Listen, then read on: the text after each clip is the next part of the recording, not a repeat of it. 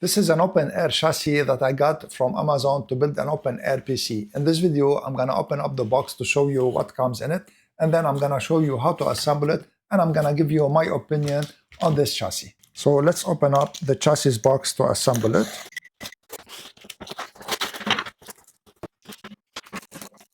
So you have the instructions manual, the chassis that is formed of two pieces, and this is an accessories bag. And you have here also the corners of the chassis. I'm gonna show you how to assemble everything. So let's assemble the chassis. You need to put it like this, and see here you have 1, 2, 3, 4, 5 screws. This one needs to go like this, and then we screw it here. So, and you use the big screws. So you have in the accessories bag, big screws, smaller screws for later for the components when you install them. You have these golden screws that go for the motherboard. I'm gonna install them later at the end because I'm gonna see my micro ATX board, what does it need. So let's start assembling. You need a screwdriver, of course, a Phillips screwdriver. And we're gonna start assembling this one to this one first, like this.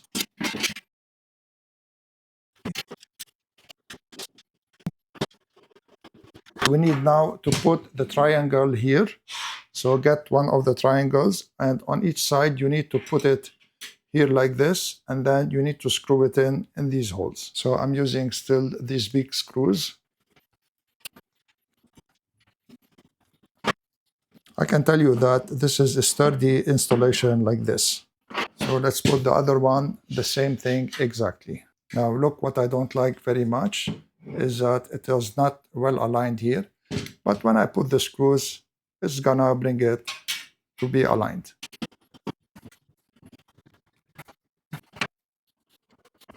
Now the chassis is assembled and it looks really sturdy. I still didn't put the screw holders for the motherboard. I'm gonna bring out the motherboard and see what screw holders I need. This is the Asus motherboard. It is B850ME Wi-Fi motherboard. I'm gonna open it up now to see what screws we need to put in it.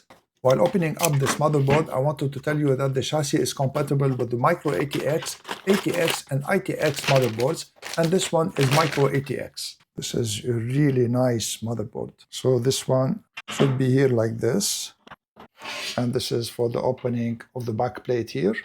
So let's see where we need to put the screws. So I need 1, 2, 3, 4, 5, 6, and 7 here. So these are the screw holders that I'm gonna put. Now, of course, the chassis is also provided with this like hat that goes onto these to put them easily. Now I can simply install the motherboard like this here, and it fits perfectly. And to install the motherboard, you use these small screws that have like an integrated washer here, and do not ever tighten the screws very much when you install a motherboard. And here you put your PSU, and you have this opening here to reroute the cables of the PSU if you want from the bottom, and you can put them from here so that you can attach them.